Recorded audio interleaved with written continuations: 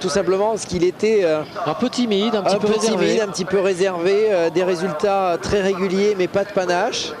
Et puis à force, je dirais, de résultats, à force de collectionner les titres européens,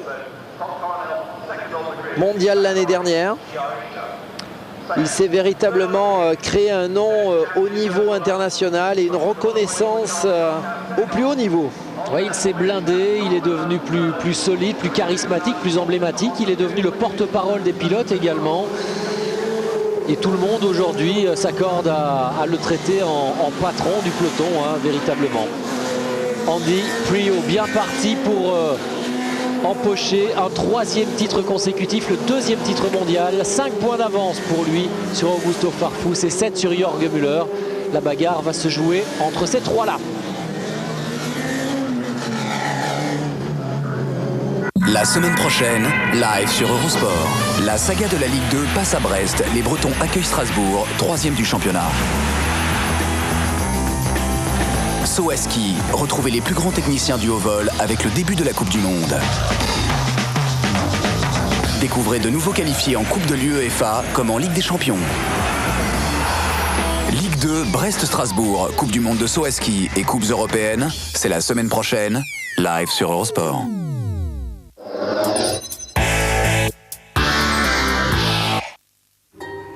N'allumez pas l'Ambilight. Je vous ai dit de ne pas allumer l'Ambilight.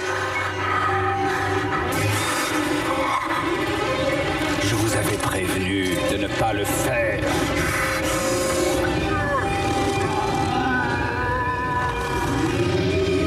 La simplicité, c'est une touche qui transforme la télévision en une expérience incroyable.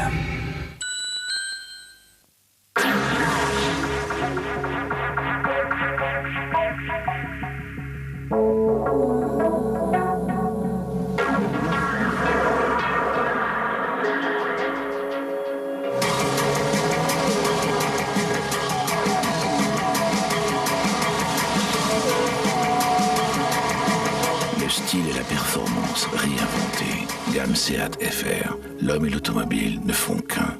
Auto-émotion.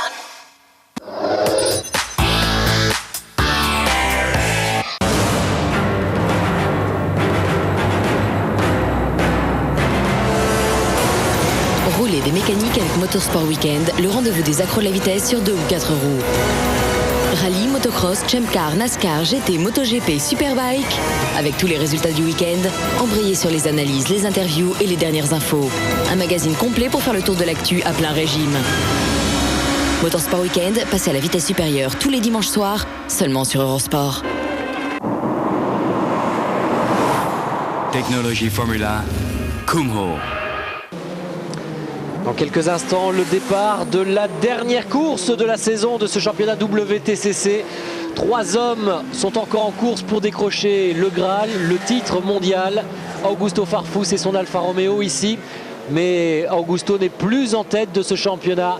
Il compte désormais 5 longueurs de retard sur le Britannique Andy Priaulx et 2 d'avance sur l'Allemand Jörg Müller au volant, tous deux de BMW. Course à suivre effectivement avec 2 niveaux dans la course. Ceux qui vont se battre pour le championnat, Andy Priaulx, Augusto Farfus et Jörg Müller. Ceux qui vont se battre pour la victoire. Et pour celle-là, il faudra bien surveiller Tom Coronel en première ligne et Giovanardi qui a terminé la première course à la 4e position et pourtant il était parti relativement loin. Il avait été impliqué dans l'accrochage du départ, il était resté bloqué, reparti très loin, revenu dans les courses. Ouais, Giovanardi, c'est vrai qu'il a de nouveau prouvé tout son talent et puis qui s'est très bien exprimé au volant d'une Honda. On le répète très souvent, mais qui est véritablement une voiture très véloce et qui ne nécessiterait pas énormément de développement de la part de Honda pour être au top niveau. C'est vrai que Nicolas Larini, qui a eu l'occasion lui de prendre cette voiture en main, nous disait à plusieurs reprises qu'au niveau motorisation et à nu, sans développement particulier, c'était la voiture qui lui semblait avoir le plus gros potentiel. Et on peut dire que lui a quand même touché à pas mal de voitures puisqu'il a eu la Chevrolet, l'Alfa Romeo, il avait touché cette Honda, donc il sait un peu de quoi il parle. Les voitures qui en terminent avec ce tour de formation, qui viennent s'immobiliser sur la grille de départ. Dans quelques instants, on va débuter pour 9 tours, les 9 derniers tours de la saison, Pierre-Henri. Quelle saison! Ils étaient 9 pilotes encore à pouvoir prétendre au titre en arrivant ici, sur ce lieu du théâtre de la dernière compétition de la saison. Et ils sont encore 3 désormais à pouvoir briguer ce titre.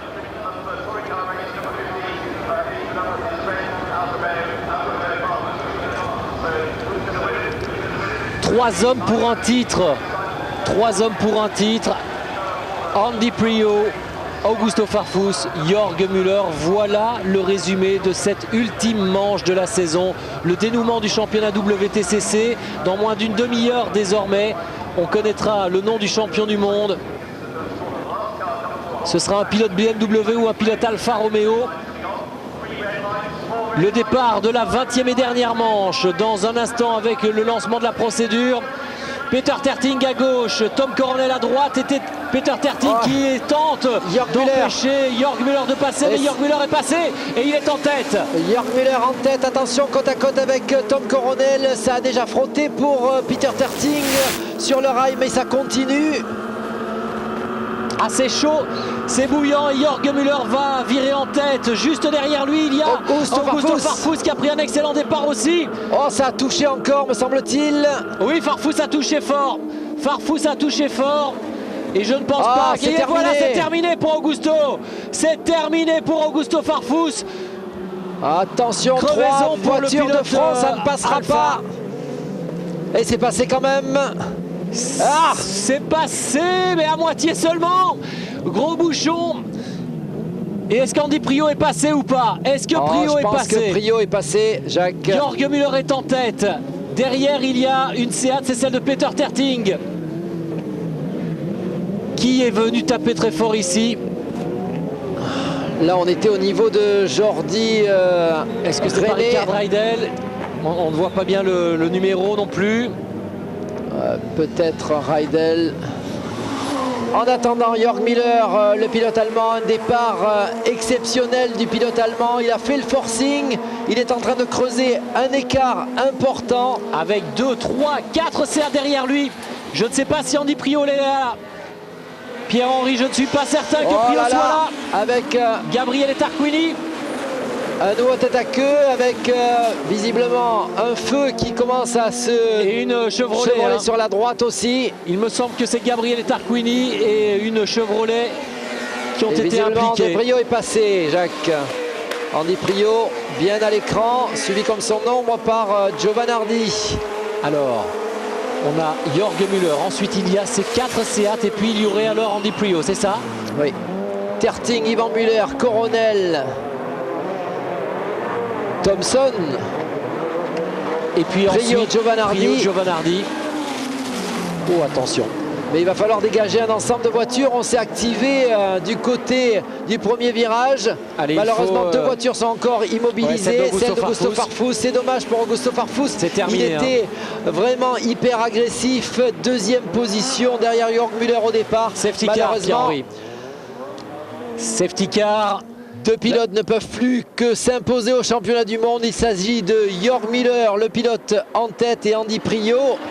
Un petit peu plus loin, c'en est fini des espoirs du Brésilien Augusto Farfus. Ouais, il est allé complètement frotter le mur en béton sur la gauche. Probablement des pneus pas totalement en température. Ça doit passer pratiquement à fond ou à fond lorsque l'on est en pneus chauds. Et là, il n'y avait que Farfus de chaud. Il y a toujours de la fumée qui se dégage de la voiture de Gabriele Tarquini. Décidément, week-end noir, noir, noir pour l'homme araignée. Allez, la voiture sera dégagée avec des traces d'huile qu'il faudra faire absorber par du ciment. Allez, on voit ce qui s'est passé. Ah non, c'était déjà après l'impact avec Farfus. On va revoir en tous les cas ce virage avec Müller en tête. Peter Terting, Ivan Müller, ça va passer. Tom Coronel, ça va passer également. James Thompson, carrément à l'extérieur. Il braque vraiment sur Ivan Müller. C'est vraiment, alors qu'ils sont vraiment dans la même équipe. Andy Priaulx, ça passe également. Et puis ensuite, Ça va un petit peu C'est moins bien. Duncan Huisman, non? Il me semble que c'est Duncan Huisman qui vient complètement coincer une des Seat, peut-être celle de Jordi Gené ou celle de Richard Rijdel. Rijdel ou Gené. Effectivement, on les reconnaît par le rétroviseur, mais il avait disparu. Et donc derrière le safety car, on retrouve dans l'ordre Jörg Müller, Peter Terting, Yvan Muller, Tom Coronel, James Thompson, Andy Priaulx, Giovanardi est 7e et Couto 8e.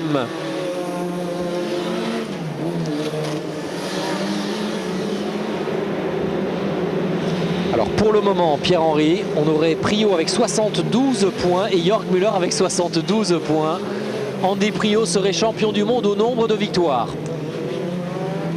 Si la position ne change plus, hein, bien sûr. Quel championnat!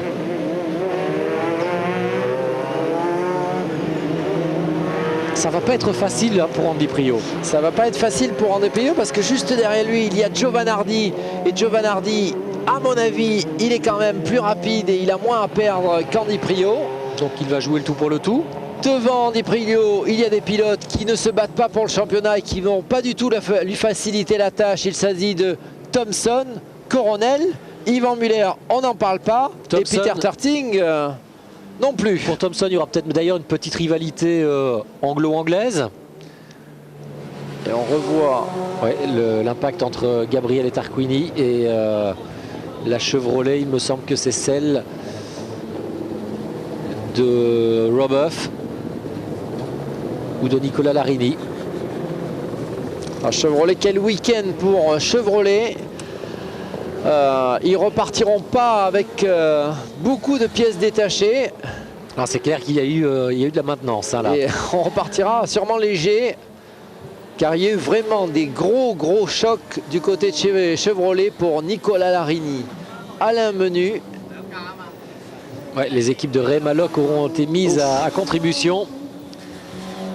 Et là, c'est autant de tours effectués sous régime de safety car. Alors, est-ce qu'on aura... On ne décompte pas les 2 premiers tours. Lorsqu'il y a un safety car lors des 2 premiers tours, les 2 prochains tours effectués sous safety car ne sont pas comptabilisés.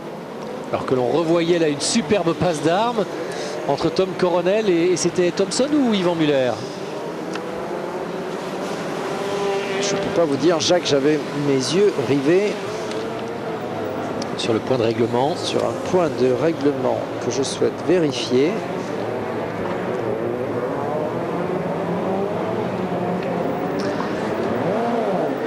Allez, en tous les cas, là, le cortège, évidemment, s'est complètement reformé à l'occasion de l'entrée en scène de cette safety car, de ce safety car. Le temps d'évacuer définitivement la Seat de Gabriele Tarquini et la Chevrolet, l'Assetti appliqué dans cet accrochage aussi. Oui, donc le point que je vérifiais, Jacques, c'était effectivement les 2 premiers tours réalisés par le safety car ne sont pas comptabilisés. Donc si l'opération dure 2 tours, on continuera à avoir 7 tours à parcourir. Si ça durait un petit peu plus longtemps, à ce moment-là, chaque tour parcouru derrière la voiture de sécurité serait décompté du nombre total de tours à effectuer. Regardez, si l'on arrêtait la course maintenant, voilà ce que donnerait le classement final de ce championnat avec 2 voitures à 72 points, de pilotes à 72 points. Et on pourra dire qu'on a eu une égalité parfaite à moins de 42 km de la fin du championnat. Incroyable scénario. Alors, André Couto, Richard Rijdel avec cette voiture passablement amochée, cette Seat complètement, on va dire, défoncée sur l'avant. Donc c'était probablement Richard Rijdel qui était allé au contact avec Duncan Huisman. Contact de Duncan Huisman. Huisman qui est aux toutes dernières positions désormais. Jörg Müller qui a réalisé un super départ. Ah ouais. Il a essayé sur la gauche, ça ne passait pas, il est passé sur la droite. Augusto Farfus s'était bien collé dans l'aspiration du pilote allemand, malheureusement un petit peu trop large à l'attaque de cette longue ligne droite. Ses espoirs se seront arrêtés sur les rails 300 mètres après le départ. Du côté de Tavano. Tavano qui était ressorti des stands il y a quelques instants et qui essayait de retrouver l'arrière du peloton et qui est allé mettre sa voiture dans le décor. Alors, il y a quand même des erreurs. Voilà, est-ce qu'il est allé mettre sa voiture dans le décor ou effectivement une réparation hyper rapide n'aurait pas tenu? Vous savez que c'est possible, c'est vrai. Dans ces chocs-là, et Rickard Reidel avec cette voiture dans cet état-là, on se demande ce qu'il fait encore sur la piste, parce que probablement, je dirais, c'est pas avec cette voiture-là qu'il va pouvoir être très compétitif. Il faut éviter quand même de prendre des risques inconsidérés, même si on a la volonté d'aller jusqu'au bout, car une calandre comme cela, passablement amochée, c'est tout le circuit de refroidissement, bien entendu moteur, qui est en danger. Ça, ce n'est pas très grave, c'est que de la mécanique, mais il y a aussi tout le circuit de refroidissement des freins qui ne fonctionnent pas comme ils devraient. Et on peut penser que si Rickard Reidel s'entêtait à vouloir poursuivre la dernière course de la saison, ça pourrait devenir un petit peu plus grave. Alors là, personne visiblement n'a remarqué qu'il y avait la voiture de Salvatore Tavano ou Gianni Morbidelli plutôt. Tavano. C'est Tavano. Immobilisé là sur le bas-côté. Hein. Donc on commence à décompter les tours. Jacques, on a fait maintenant 3 tours. Les 2 premiers tours n'ont pas été décomptés. Et maintenant, on commence. Plus que 7 tours.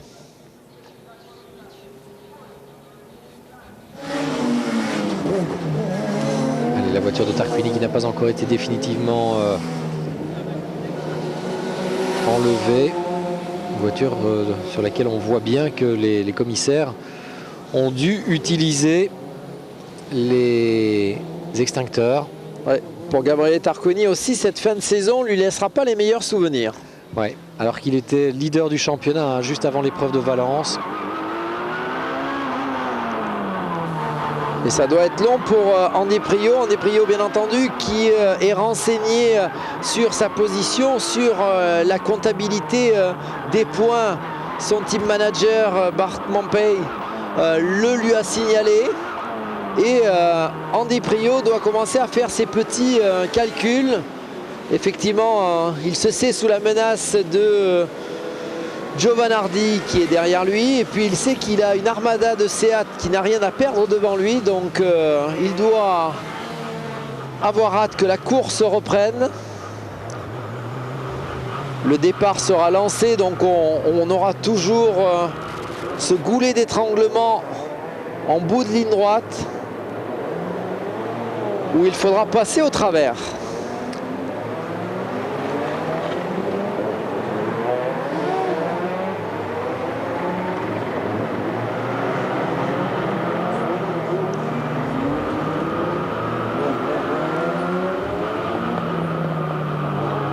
Du côté de Rickard Reidel, la boîte de vitesse fonctionne toujours. Le reste, plus difficile. Et malheureusement, après une saison vraiment superbe de la part d'Alfa Romeo, la dernière course sera sans Bella Macchina. Les 3 voitures rouges ont été éliminées. Celle de Tavano, que l'on a vue dans la remontée. Celle d'Augusto Farfus, éliminée dès la première ligne droite. Et Gianni Morbidelli, visiblement victime lui aussi d'un problème mécanique et qui doit immobiliser sa voiture dans les stands. C'est dommage hein, parce que la saison de Alpha et de N Technologies en particulier aura vraiment été de toute beauté.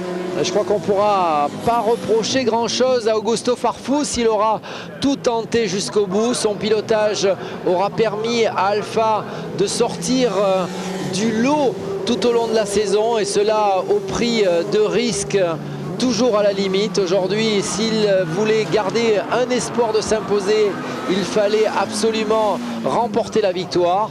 Un petit peu trop gourmand lors de ce deuxième virage. Néanmoins, il aura réalisé une saison exceptionnelle. Regardez les spéculations sur le classement. Si l'on arrête la course en ce moment même, eh bien Andy Priaulx et Jörg Müller termineraient avec le même nombre de points, et c'est donc au nombre de victoires que serait attribué le titre. Et à ce petit jeu-là, c'est un avantage à Andy Priaulx. Donc finalement, Priaulx n'a pas trop à vouloir attaquer pour le moment. Il n'a pas intérêt à vouloir donner et tenter le tout pour le tout. Alors qu'il y a encore une autre voiture immobilisée, c'est celle de Romanini, hein, décidément. même sous régime de safety car, on a des voitures en difficulté. Après celle de Tavano.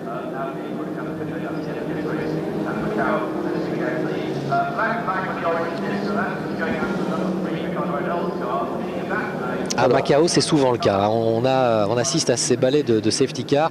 On va regardez le départ. Voilà, c'est là que Farfus est allé taper très très fort. Farfus probablement dans l'aspiration de Jörg Müller, légèrement déventé, et on a vu l'arrière de l'Alfa se dérober et venir percuter relativement violemment le rail. Pendant ce temps-là, Jacques, je revérifie ce règlement concernant l'apparition de la voiture de sécurité. Si je lis bien, et jusqu'à présent il n'y a pas de problème, pour chaque course, je vous lis le texte, les 2 premiers tours réalisés par la voiture de sécurité ne seront pas pris en compte dans la distance de la course, ce qui laisserait entendre que le 3e et les autres le seraient. Et actuellement, quand on voit le tableau d'affichage, chaque tour de la voiture de sécurité a l'air de ne pas être compté. Non, puisqu'on ajoute systématiquement un tour également au nombre total de tours à effectuer, donc 4 sur 11, peut-être bientôt 5 sur 12. Oui, ça, on va vérifier. Si effectivement, au prochain passage, on voit 5 passages et encore un nombre de tours total de 12, c'est que je n'aurais rien compris à ce règlement. Qui n'est peut-être pas franchement clair non plus. Il est en français, donc je ne traduis pas. Allez, tous les pilotes qui testent leurs freins, évidemment, pour les maintenir à température. Et il faudra repartir sur une piste passablement sale dans cette partie haute. Il faudra aussi penser à cela. Penser à cela, essayer de voir ou d'imaginer quel pourra être le niveau d'adhérence et à quelle vitesse cela sera sans danger. Alors, est-ce que la voiture de sécurité va probablement s'écarter ou pas encore? Visiblement, les voitures les plus en difficulté, nous semble-t-il, ont été dégagées.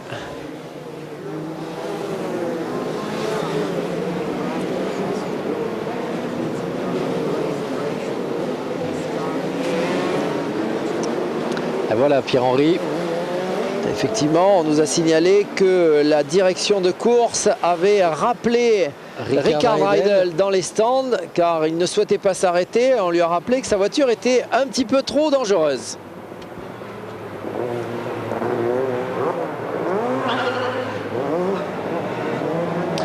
Dans quelques instants, probablement le redémarrage. Il me semble que les feux sur la voiture de sécurité sont effectivement éteints. La procédure de départ va donc pouvoir être relancée. Départ lancé, on le rappelle, dès que le safety car se sera écarté. On aura en tête Jörg Müller. Jörg Müller qui est le seul dernier rival pour le titre de champion du monde d'Andy Priaulx. Et il occupe la première place dans cette course. Attention, on a laissé de manière étonnante un avantage à Jörg Müller. Et visiblement peut-être un problème pour la deuxième voiture parce qu'on avait comme les feux de warning qui étaient installés sur la voiture de Terting. Que s'est-il passé? Terting, oui, c'est absolument incompréhensible. Eh ben oui, mais Terting a eu un problème, ouais. Il n'est plus là. Terting a un problème et derrière on n'a pas voulu le dépasser, ce qui explique ce retard colossal pris par Yvan Muller. Yvan Muller en deuxième position, troisième position Coronel, Thompson 4, 5 Priaulx. Et ça fait les affaires de Priaulx aussi. Ça fait les affaires de Priaulx qui reprend la tête du championnat provisoire. Au nombre de points cette fois-ci, alors que Priaulx va tenter de déboîter derrière Thompson. Profite de la plus grande vitesse de sa voiture. Et attention, Andy Priaulx qui commence à se décaler. Thompson qui n'est pas décidé à vouloir laisser passer l'anglais. Attention derrière Fabrizio Giovanardi qui est venu recoller au pilote anglais. Attention cette partie glissante de la piste. Et c'est passé. Oui, de gros nuages de poussière avec tout le sable que l'on a déversé sur la piste pour absorber l'huile. En attendant, ça nous donne un Jörg Müller avec un gros avantage. Plusieurs secondes sur Yvan Muller. Deuxième, Tom Coronel troisième. Quatrième, Thompson et Jörg Müller effectivement qui s'est échappé comme une balle derrière Peter Terting qui avait signalé son problème avec des feux de détresse. Les autres pilotes n'ont pas su quoi faire, ne pas le dépasser alors qu'il était en difficulté. Et Jörg Müller a pu creuser un écart hyper important, quasiment 6 secondes d'avance sur le Français Yvan Müller. Ouais, passage sur la ligne. Et il ne pourra pas faire mieux, Jörg Müller. Pour lui, l'objectif sera d'aller au bout. Ouais, de terminer cette course à la première place, bien sûr. Et d'espérer que pour Andy Priaulx, quelque chose se passe. Attention, Giovanardi qui est très véloce et qui est derrière à l'affût de la moindre erreur d'Andy Priaulx au volant de sa Honda. Il met la pression sur le pilote anglais. Regardez, dans le pare-choc d'Andy Priaulx, Giova.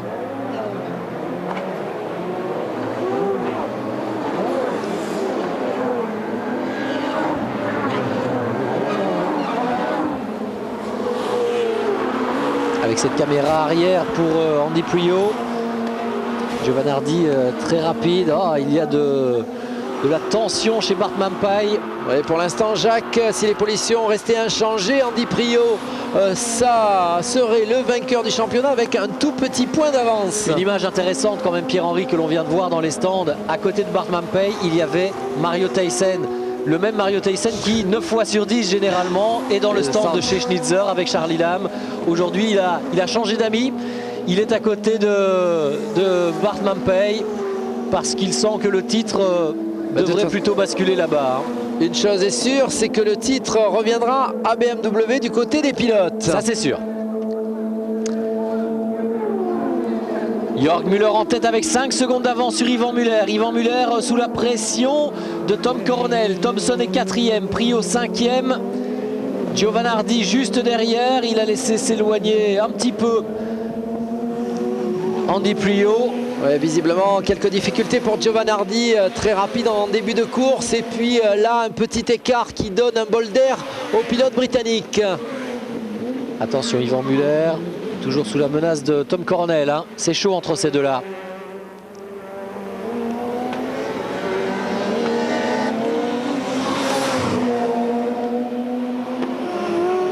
Yvan Müller qui réussit une belle course pour le moment, toujours 2e après avoir décroché le podium dans la course précédente.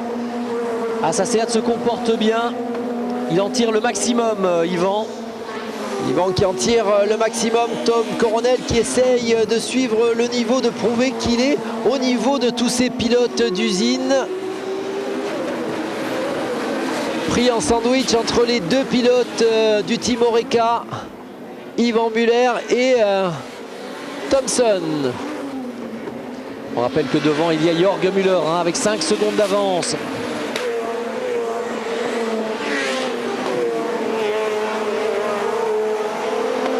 Ensuite Yvan Müller, Tom Coronel, James Thompson et Andy Priaulx qui peut se contenter de cette 5e place. Une 5e place qui pour l'instant lui rapporte 4 points à Andy Priaulx. 4 points qu'il assure du titre de champion du monde 2006. Pour un tout petit point, donc la marge elle est quand même extrêmement réduite. Il n'y a pas encore danger dans la maison car Jörg Müller ne peut pas augmenter son capital point, il en prendrait 10, donc il ne peut pas faire mieux. Par contre, du côté de chez Andy, ça peut faire moins bien. Mais le pilote anglais sait ça également. Il va calculer, il va comptabiliser ça. Il a pris un tout petit peu de recul par rapport à James Thompson. Il ne veut plus être trop près, on ne sait jamais. Une erreur de trajectoire, un choc et il serait peut-être lui aussi impliqué. Effectivement, ne pas prendre le moindre risque par rapport à James Thompson, ne pas prendre aussi le moindre risque par rapport à Giovanardi qui est derrière lui, parce que même si Giovanardi le dépassait, à ce moment-là, on reviendrait à une égalité parfaite au niveau des points entre Jörg Müller et Andy Priaulx. Et à ce moment-là, la différence se ferait pour le pilote britannique au nombre de victoires. Donc il y a encore un tout petit peu de marge pour Andy Priaulx, mais elle est très très faible. Ouais. Classement provisoire, contrairement à ce qui est indiqué. Priaulx pour le moment 73, Müller 72. Il reste encore un peu plus de 4 tours dans cette course de Macao, la dernière de la saison. 2 hommes en course pour le titre. Le 3e prétendant au titre a été éliminé dès le premier virage. Dans cette dernière course, c'était Augusto Farfus, le Brésilien. Et c'est donc, quoi qu'il arrive, une BMW qui décrochera le titre. Et Giovanardi qui est revenu dans les baskets de Andy Priaulx. Ça joue à l'accordéon. Le tour d'avant, il y avait une vingtaine de mètres d'écart entre ces deux-là dans la partie haute du circuit. Cette fois-ci, Giovanardi requinqué revient mettre la pression sur Andy Priaulx. Et ça va être difficile pour Andy Priaulx, savoir quelle stratégie adopter. Faut-il résister au pilote italien au risque de tout perdre? Faut-il laisser s'échapper cette 5e place? Et à ce moment-là, effectivement, reculer d'un cran, mais être sous la menace du Portugais Couto. C'est chaud, hein. Madame Priaulx en a probablement un surfois. Petite touchette. Impact, oui. Petite touchette entre Fabrizio Giovanardi et Andy Priaulx. Il y a dû avoir des pulsations qui ont dû monter d'un cran dans la voiture du Britannique. Dernière manche du championnat du monde, 4 tours de l'arrivée. Et pour le moment, le titre qui bascule, ou plutôt qui reste entre les mains d'Andy Priaulx. Et c'est compliqué pour Andy Priaulx car jusque derrière lui il y a Giovanardi et ensuite Couto qui est aussi très rapide. Et on nous annonce un drapeau noir pour Yvan Muller. Drapeau noir pour Yvan Muller. Que s'est-il passé? Que s'est-il passé? Est-ce que ça serait au niveau du restart lorsque Peter Terting a été en difficulté? En tous les cas, c'est l'information qui vient de nous parvenir. Et pour l'instant, Tom Coronel, tout feu allumé, qui a l'air de signaler à Yvan Muller qu'il souhaite s'imposer, il souhaite aller au-delà. C'est dommage, hein, si le Français devait s'arrêter, passer par la case des stands, évidemment il perdrait tout espoir de bien figurer. Lui qui était parti pour réussir le doublé, ou 2 podiums en tous les cas, au cours de ces 2 courses de Macao.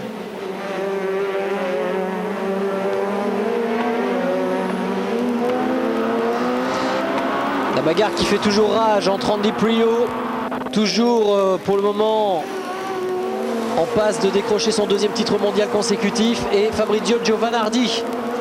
Et très belle caméra qui nous permet de vérifier que entre les murs et les rails et les ailes de la Honda, on n'aimerait pas être à cet endroit-là. Il n'y a pas beaucoup de place. Et tout ça va très vite, hein. On est à plus de 180 km/h dans cette descente. Tom Coronel qui visiblement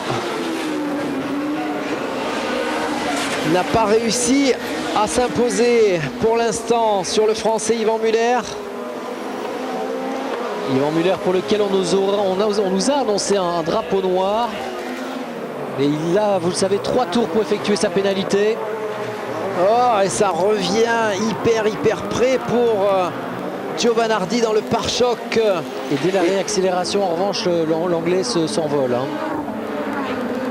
Bonne motricité de la BMW.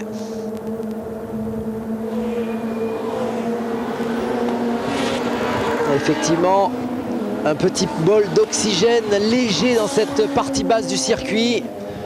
Yvan Muller qui continue, qui s'accroche à cette 2e place. Jörg Müller en tête, que l'on ne voit pas bien entendu puisqu'il a plus de 5 secondes d'écart. Alors que l'on nous annonce à présent que la pénalité d'Yvan Muller serait annulée. Richard Reidel, ça s'améliore pas. Ça s'améliore vraiment pas. Non, il est reparti là, on l'a scotché. On l'a scotché et alors là, c'est vraiment, ça frise entre guillemets le ridicule. On ne comprend pas trop l'intérêt effectivement de repartir avec 3 tours de retard et la voiture dans cet état-là, c'est vrai. En attendant, Jörg Müller, lui, continue sa belle démonstration dans cette course. Derrière lui, Yvan Muller occupe la 2e place. Tom Coronel la 3e, Thompson la 4e, Priaulx la 5e. Au classement du championnat, on vous le rappelle, provisoirement, Andy Priaulx champion du monde. 2e à un seul petit point, l'homme qui est bien parti pour aller remporter une 3e victoire cette saison. 3e ou 4e victoire? 4e victoire cette saison, ce serait Jörg Müller. Jörg Müller, 4e victoire. Il s'en irait s'il devait quitter le championnat du monde du WTCC sur une excellente performance. Il aurait lutté jusqu'au bout, bien entendu, pour la victoire et pour la victoire finale. Là, il doit rester concentré, hein, malgré les 4 secondes, 6 dixièmes d'avance qu'il a sur Yvan Muller. Il doit rester concentré jusqu'au bout.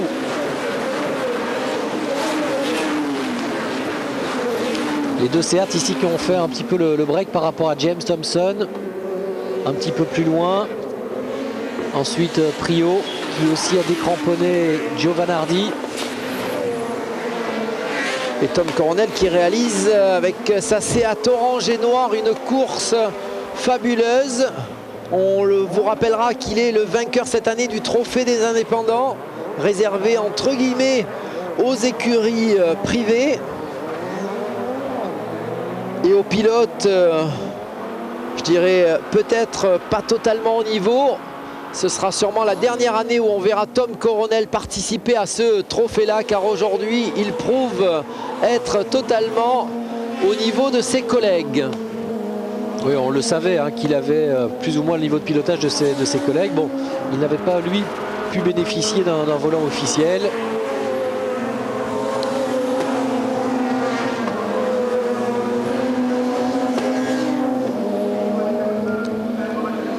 On entre dans le 10e tour. Toujours Jörg Müller avec moins de 4 secondes d'avance sur Yvan Muller qui continue à revenir, mais trop tard, hein, probablement. Andy Priaulx qui revient, qui se refait une santé, qui revient mettre la pression sur James Thompson. James Thompson toujours pas décidé à laisser passer le pilote anglais. Andy Priaulx qui, s'il en a l'occasion, essaiera de dépasser, mais ne prendra probablement pas tous les risques pour pouvoir s'imposer. Quelle étendue, Madame Priaulx. Attention parce que Giovanardi essaie de s'engouffrer. Et il a dû se résoudre à se remettre derrière Priaulx.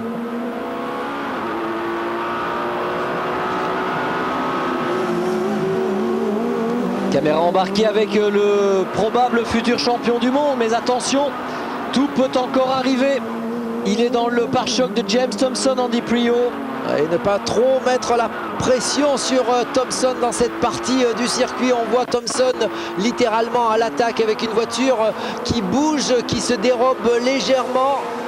Ne pas pousser Thompson à la faute, car il y a peu de chances de passer au travers. Attention, Giovanardi qui a essayé de s'infiltrer. Il met à mal les nerfs du pilote anglais. Oh, il sera épuisé, Andy, après cette course-là, nerveusement. Ça aurait été l'enfer. Et oui, parce qu'il doit aussi surveiller la course des autres. Il sait qu'il n'est pas seulement responsable de sa course, il a aussi besoin de surveiller et Thompson et Giovanardi. La moindre erreur d'un de ces deux-là pourrait être fatale pour Andy Priaulx. Ça pourrait complètement gâcher sa saison. Lui qui mérite, hein, ce titre une nouvelle fois.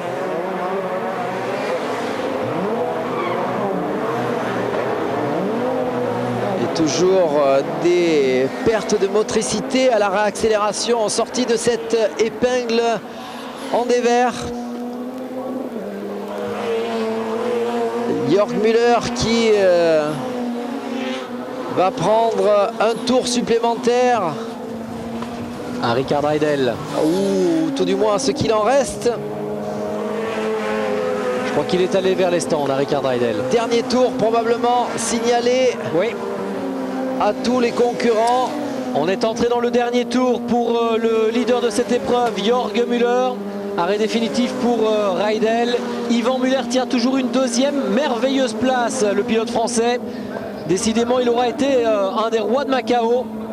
Dommage qu'il soit arrivé ici avec un petit peu trop de retard. Mais il va surtout conquérir la première place des Seat. Et ça, pour l'année prochaine, déjà, ce sera une bonne chose aussi. Tom Coronel 3e, Thompson 4 et Andy Priaulx 5e, juste derrière le pilote anglais. Et c'est passé près encore pour Thompson en sortie de ce virage à 90 degrés. Il ne prend plus le moindre risque, évidemment, l'anglais. Le plus rapide en piste, Yvan Muller, qui sera resté sur une excellente touche.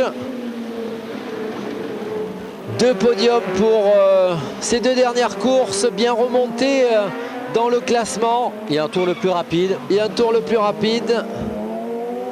Ah, ça prouve qu'il était bien, le Français.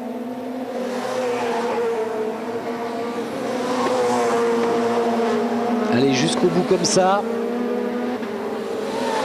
Il en est un qui devrait être frustré, probablement. C'est Jörg Müller qui va aller remporter la victoire, mais ça ne suffira pas pour lui pour décrocher le titre mondial, si rien ne change en tous les cas derrière. Et pour un seul petit point, Andy Priaulx risque d'être sacré champion du monde en quelques instants. On commence à souffler peut-être du côté de chez BMW, du côté de chez Bart Mampey en tous les cas.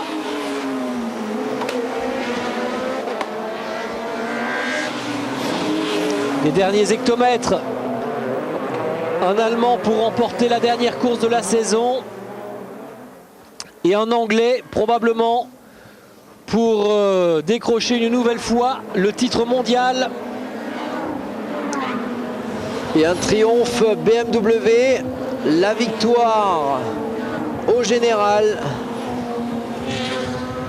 Et la victoire en tous les cas pour Jörg Müller, le dernier virage pour le pilote allemand et le 4e succès cette saison pour Jörg Müller.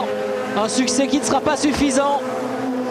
Victoire pour Jörg Müller dans la dernière course 2006. Yvan Muller prend la 2e place, le Français sur le podium. Tom Coronel 3e, 4e place pour Thompson et la 5e place pour Andy Priaulx qui décroche le titre mondial. Andy Priaulx, champion du monde pour la 2e année consécutive. Les larmes de Bart Mampey, son team manager. Dieu qu'il y aura eu de l'attention jusqu'au bout. Je crois qu'il y a aussi les larmes de Andy Priaulx. Il y avait vraiment de la pression. Le championnat était excessivement long, excessivement serré. Ce final à Macao est toujours à haut risque. Et pour une nouvelle fois, ce tandem se sera imposé. À 32 ans, Andy Priaulx, le pilote de Guernesey, vient décrocher. Oh oui, il y a de la buée dans les yeux là. Il y a de la buée, des larmes qui sont dans les yeux d'Andy Priaulx. Regardez, ça y est, il se dit au bout de cette saison, le travail, ok, ça y est, il est terminé.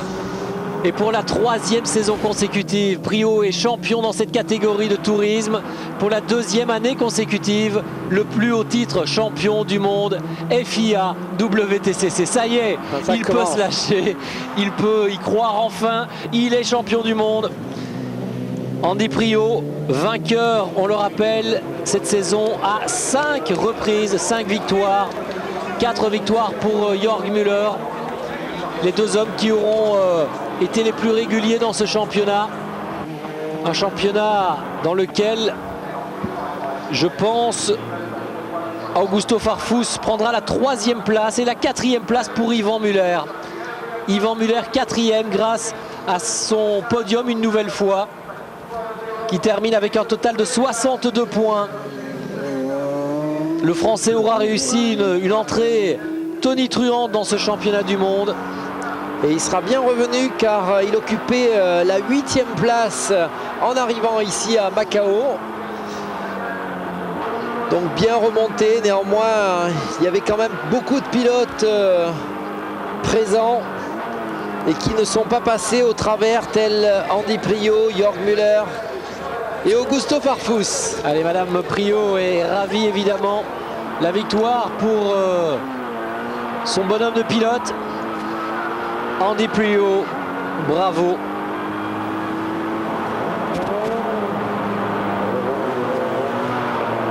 Et Andy Priaulx qui décroche donc le 3e titre consécutif. Un troisième titre consécutif également pour l'écurie belge RBM de Bart Mampey. En tous les cas, quelle saison on aura assisté, quel titre pour Andy Priaulx qui s'impose aujourd'hui pour la deuxième fois consécutive dans ce championnat du monde, malgré la victoire de Jörg Müller dans cette course.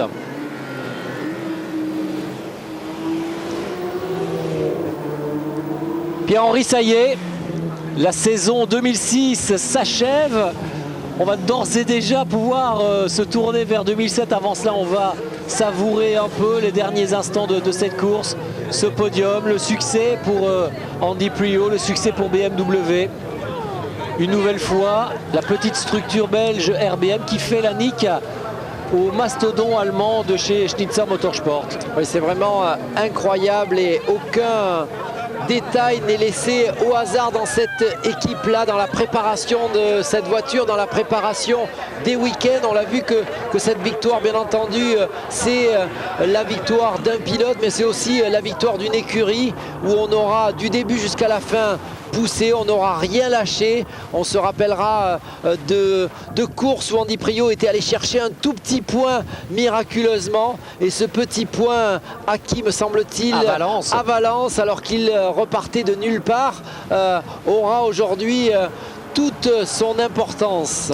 Eh oui, à Valence, effectivement, alors qu'il avait été quasiment contraint à l'abandon dès les premiers hectomètres de la course, eh bien, il était reparti dernier, il était allé chercher ce petit point. Et aujourd'hui, regardez, on vous l'avait dit que ce point, il pourrait être extrêmement important.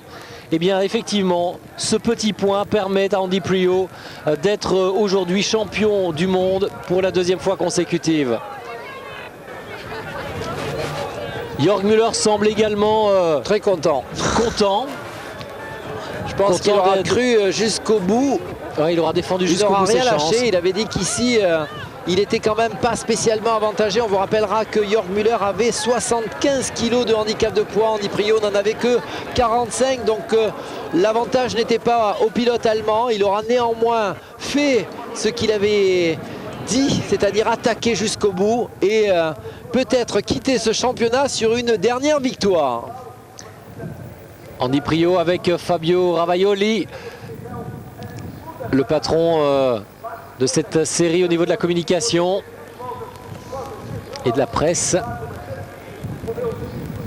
Quelle victoire pour Andy Priaulx qui va rejoindre rapidement le podium et la salle de conférence. Oui, 3 titres consécutifs pour Andy Priaulx, 2 championnats du monde. Ah, il le savoure, hein, ce titre, il le savoure cet instant, et ça y est, il commence à se lâcher. Ah, que l'intersaison va être bonne. Il le mérite, hein, ce titre en tous les cas, Andy Priaulx. On le savait de toute façon qu'en venant ici, Andy Priaulx serait quand même un concurrent sérieux, tout simplement parce qu'il était deuxième du championnat, tout simplement parce qu'il avait perdu du poids, tout du moins pas lui, mais sa voiture, tout du moins le handicap de poids, et que on savait que les fautes réalisées par Andy Priaulx se comptent sur les doigts d'une main. Donc il allait être fort, il avait la réussite aussi aujourd'hui, il avait bien préparé avec son équipe sa course, sa qualification. Il s'était servi d'un coéquipier de luxe en faisant venir Jan Magnussen qui lui avait fourni une formidable aspiration pendant les qualifications. Ça aura permis à Andy Priaulx de décrocher la pole position, et on l'a vu dans la première course qu'elle aura été importante, hein, cette pole. Voilà, c'est un ensemble de petits détails. Aujourd'hui, effectivement, on a vu nulle part Jan Magnussen. Il était là probablement pour aider le pilote anglais, et il a rempli une part de son travail. L'aspect qu'il lui a donné aura permis probablement à Andy Priaulx de réaliser la pole position et de pouvoir sur sa lancée continuer à empiler les bons résultats. Et pour un tout petit point, une nouvelle fois, Andy Priaulx est champion du monde. Pour un seul point, comme au cours des saisons dernières également, ce championnat se joue toujours à extrêmement peu de choses. Ça aura été le cas encore aujourd'hui. Regardez, 73 points pour Andy Priaulx, 72 pour Jörg Müller-Farfus, qui n'aura pas démérité jusqu'au bout, 64 points. Et à la 4e place, premier pilote Seat, le Français Yvan Muller. Gabriele Tarquini lui aura été bien malheureux aujourd'hui, il n'aura pas marqué le moindre point. Tout comme Richard Riedel. Avec quand même une confirmation, Jacques, en voyant la position d'Yvan Muller et de Gabriele Tarquini. On comprend peut-être mieux pourquoi ils sont déjà reconduits dans leur fonction. Reconduits dans leur fonction, pilotes d'expérience et qui auront au gré des incidents de course joué au yo-yo dans la saison. Alors qu'est-ce qu'il faudra changer la saison prochaine pour pouvoir dominer ces BMW? Ça va être maintenant la question. On va aller tendre notre micro à Andy Priaulx apparemment.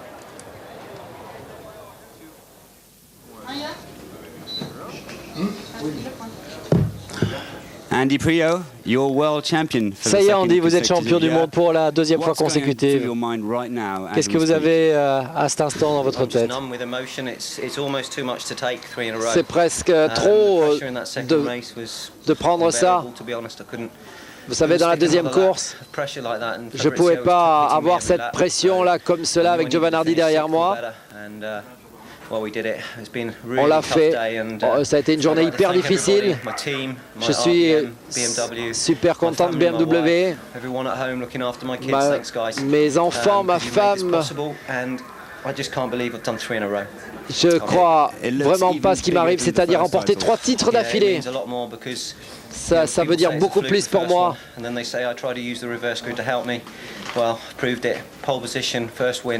Vous savez, j'ai fait la pole position, une victoire en première course. Et je crois que j'ai fait quelque chose d'extraordinaire. C'est un week-end fabuleux pour vous à Macao. Je crois que j'ai fait les fondations en début de saison avec 4 victoires. Et maintenant, 3 pole positions, 5 victoires dans la saison. Donc je s'est construit tout au long de la saison, bien que j'ai eu beaucoup de poids à certains moments de la saison et que c'était pour moi beaucoup trop.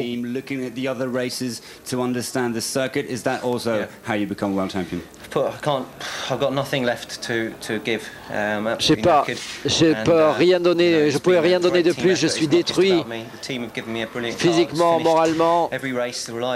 Et la fiabilité de ma voiture a été exceptionnelle. La voiture qu'ils m'ont fournie était performante et fiable. Et merci à la maison pour tous ceux qui... merci à tous ceux qui m'ont supporté de près comme de loin. Il en peut plus. Eh oui, et il décroche ce 3e titre mondial. Incroyable pour Andy Priaulx, champion du monde 2006 de WTCC.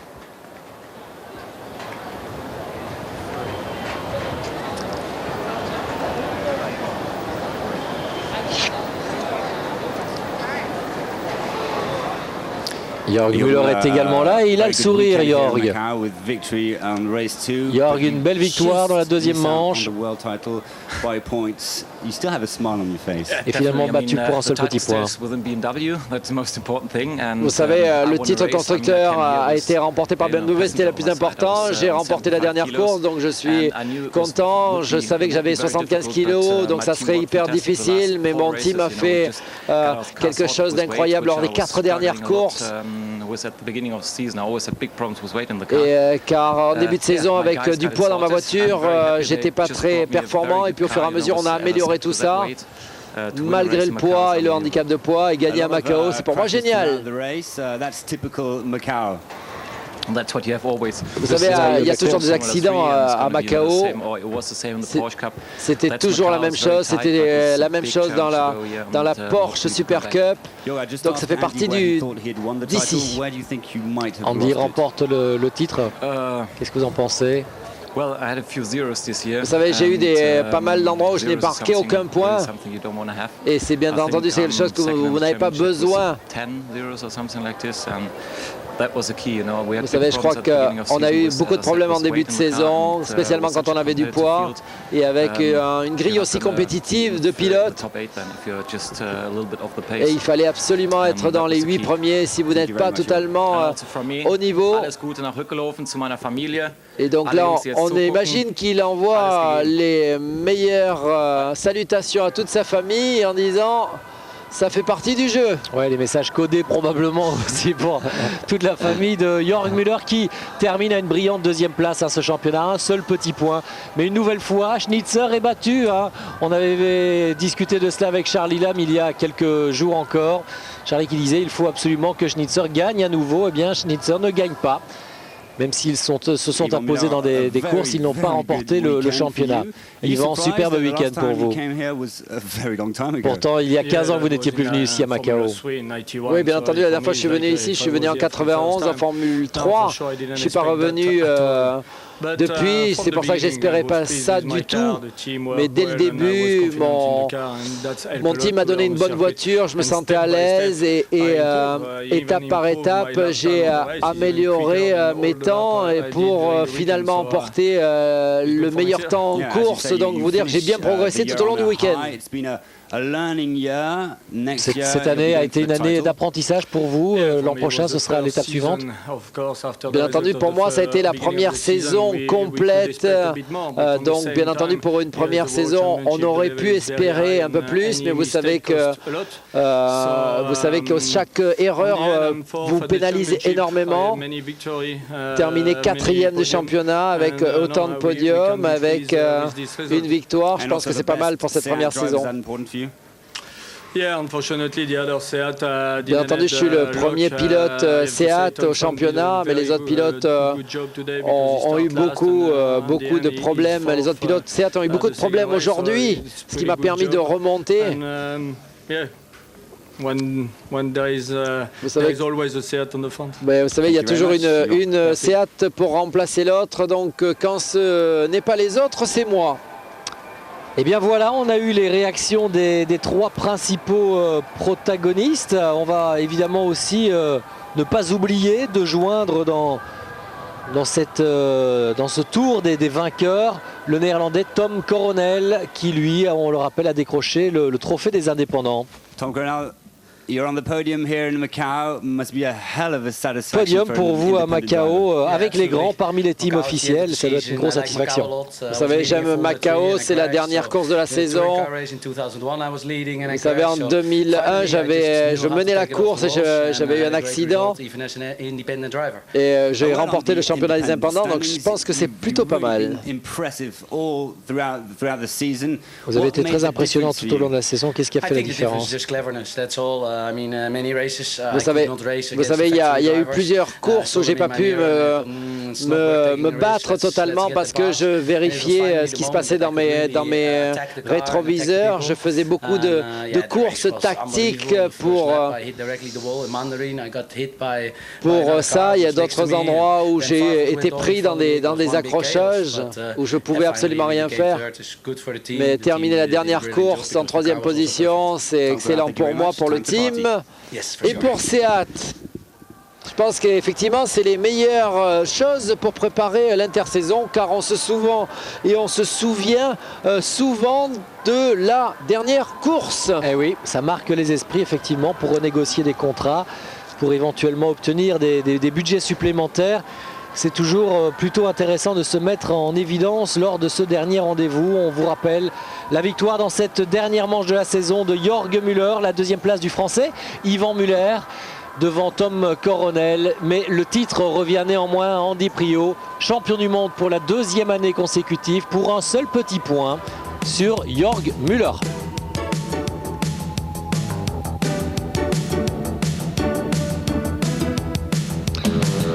Voilà, cette saison 2006 touche à sa fin. On a vécu une saison, une nouvelle fois, fantastique en tout point. Des courses fabuleuses, du suspense de plus en plus exacerbé. Un championnat qui se joue comme ce fut le cas la saison dernière aussi lors du dernier rendez-vous, la dernière course. Et puis un très très beau champion du monde. Andy Priaulx avec le titre constructeur qui accompagne également Andy Priaulx pour BMW. Seat reviendra probablement encore plus fort la saison prochaine. Chevrolet voudra aussi se mêler à cette lutte pour le titre. On annonce le retour également d'Alfa avec 4 voitures, des 147 probablement. Bref, la saison 2007 s'annonce sous les meilleurs auspices également. Il y aura encore plus de pilotes, plus de voitures, plus de suspense. Et on espère évidemment vous retrouver très très nombreux pour la saison 2007 qui se terminera une nouvelle fois en apothéose, on l'espère, sur ce circuit ô combien spectaculaire de Macao. Il nous reste à vous remercier toutes et tous d'avoir été des nôtres tout au long de cette saison du championnat du monde des voitures de tourisme. Remercier bien sûr toutes les équipes de production, les équipes d'Eric Laser, notre réalisateur Olivier Denis. Remercier également Pierre-Henri Raffanel d'avoir été des nôtres tout au long de cette saison. Pierre-Henri, on vous retrouvera, évidemment maintenant vous faites partie des meubles, on vous retrouvera la saison prochaine aussi pour le championnat 2007. Un championnat, on le disait, qui débutera à Curitiba dès le mois de mars. Oui, avec probablement l'apparition de nouveaux circuits, l'apparition plus présente de circuits typés en ville, où les dépassements sont difficiles, où le droit à l'erreur est impossible. Et donc un championnat qui était déjà exceptionnel et qui devrait être encore plus disputé et visuellement spectaculaire. Ce sera le cas effectivement sur ces circuits, sur ces tracés urbains à Macao, donc pour la dernière manche 2007, mais également à Pau pour une grande première, hein, d'ores et déjà. Tous les fanatiques, tous les amoureux de ces courses de tourisme eh bien, doivent se donner rendez-vous le premier week-end du mois de juin sur le très beau circuit en ville de Pau. Il y aura aussi une autre manche en ville. Ce sera une première sur le circuit de Porto au Portugal.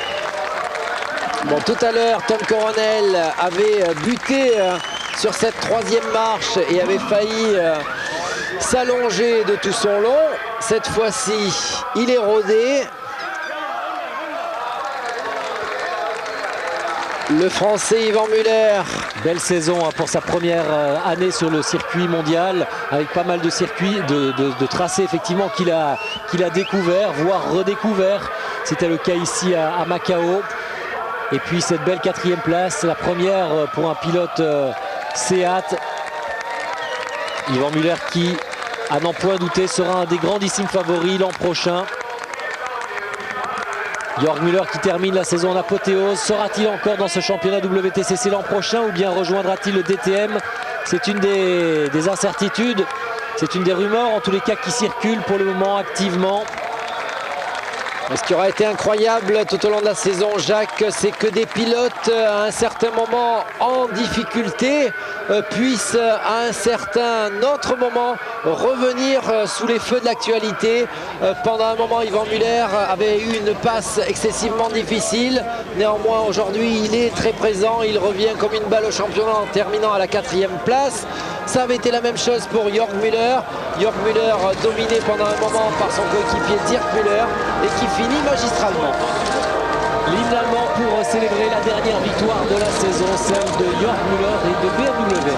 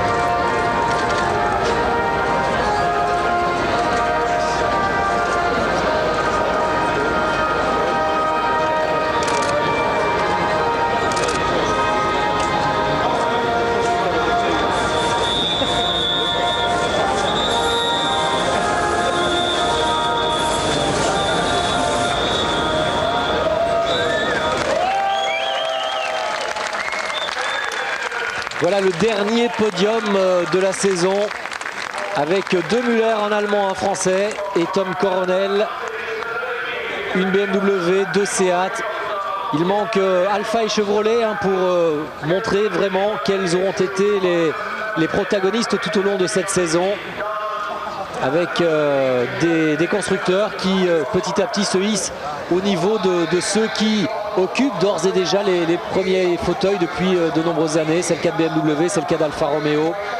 Et aujourd'hui, Seat et Chevrolet qui se sont hissés petit à petit à un pareil niveau de performance et ce qui a permis finalement de décrocher également quelques premiers succès.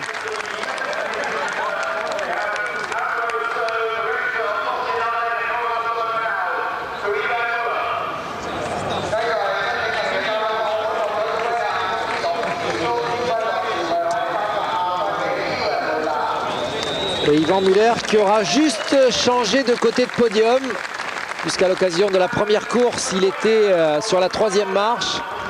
Et là, la 2e marche pour la dernière course. Et sur la plus haute marche du podium, Jörg Müller. À 37 ans, l'Allemand qui aura réussi une superbe saison. Malheureusement pour lui, il lui aura manqué ce fameux petit point. Un point que Prio aura pris à Valence, à Oschersleben, à Brands Hatch et à Magny-Cours également. Autant de petits points qui ont été précieux, glanés course après course par Andy Prio et qui au total font la différence.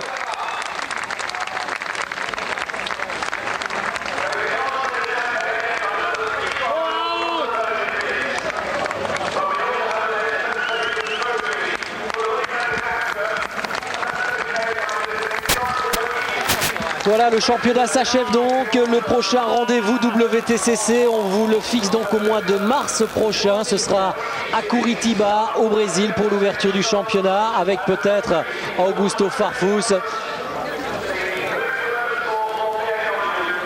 Avant cela, bien sûr, vous aurez pu continuer à suivre l'évolution de ce championnat WTCC, des transferts, des rumeurs, des nouvelles arrivées, etc., etc. sur notre site eurosport.fr, mais également dans les pages de notre partenaire, le magazine Auto Hebdo, magazine dans lequel d'ailleurs on retrouve lors de chaque course la rubrique de Pierre-Henri Raffanel et son analyse. Ce sera le cas. Pierre-Henri en avant-première, dites-nous déjà ce que l'on trouvera dans votre